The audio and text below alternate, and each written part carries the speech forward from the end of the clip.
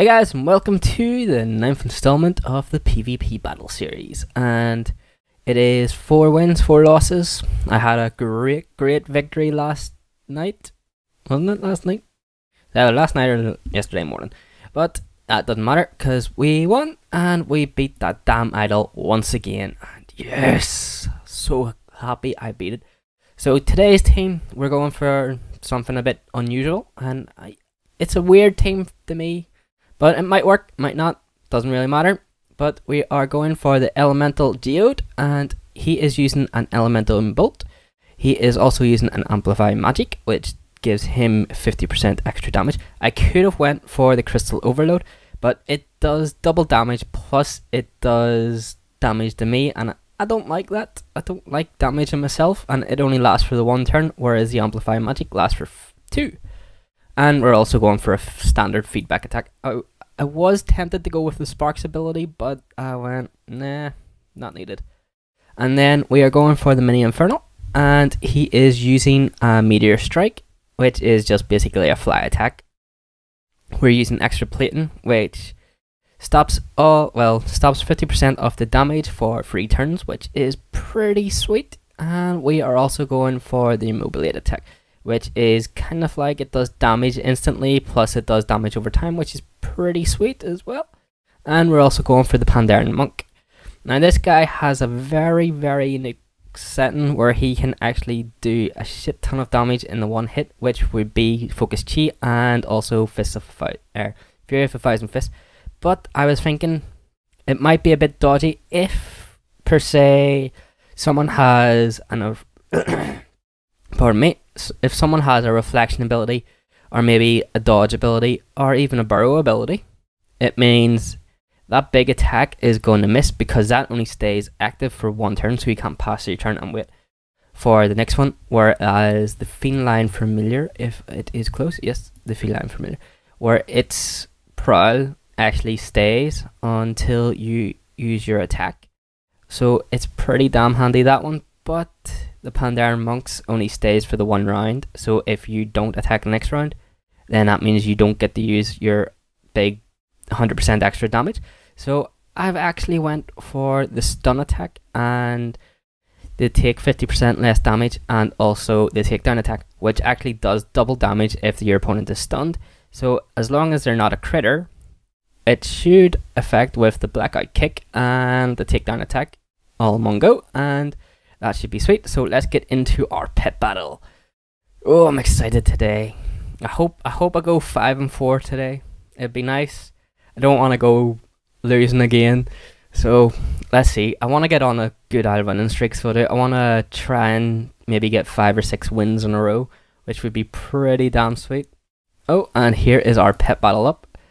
Who shall we be fighting against today? And that was actually a very quick waiting time. Usually takes about a minute or so, so that's good waiting time, and let's see who we get taken up against. A beast type, a water type, and another beast type. This is interesting. So right, we are going to start off with the mini infernal, I think. And he's starting off with his water type, and what we're going to do is get extra plating on the go straight away. And he uses his poison, so I am now poisoned. I don't like being poisoned, but we will get into our fast ability, and he's going to use his big ability pump straight away, so hopefully it doesn't do too much damage. Yep, 200 damage, that's not overly too much. So we are going to get our meteor strike on the go. He heals up, and we do 500 damage, which is not too bad. And we then get our, I keep on forgetting the immobilate attack, and oh, it crits, which is pretty damn handy. And we then go for extra plating yet again. And what did he just use? He used the shatter defense attack, which is the howl. Yep, it is the howl, and he's doing extra damage, but it's only 50% extra damage now, so it is, which would have been normal an extra 100%. But we're going to switch out, and we are going to use the elemental geode, and we will use our elemental bolt on this guy, and hopefully he switches around, and We will now get a switch on and bring out our little infernal again. He uses another howl attack, and I am going to use my meteor strike attack, which means I go flying in the air. Oh, 600 damage, that was quite a lot. And my bolt hits him, and I am lined up ready to do a big attack on the next person who brings out, which will be the Eternal Strider again, and he misses with that. I hit with that, and I will get another immobilate on him. That should kill him off in the next couple of turns. I will get extra plating on the go, and I'm dead next go, so I made a really big mistake doing that. So we will bring out the elemental geode again and just use feedback to finish him off, and he'll probably heal up. Yes, he will heal up, and feedback should finish him off next go anyway. So it is pretty pointless him using his pump attack because he's going to die anyway. And we will get our elemental bolt on again, and he should keep... Bad idea, mate. Very bad idea. He should have kept his burrow for when the elemental bolt was coming up. That means he would have blocked, which he's not going to be able to block it now. So I am doing double damage, plus this elemental bolt will come down and do double damage as well. And he is now stunned, so we will also use a feedback attack. And he has one attack left to do, and boom, elemental geode wins. I didn't even have to use the pandaren monk there.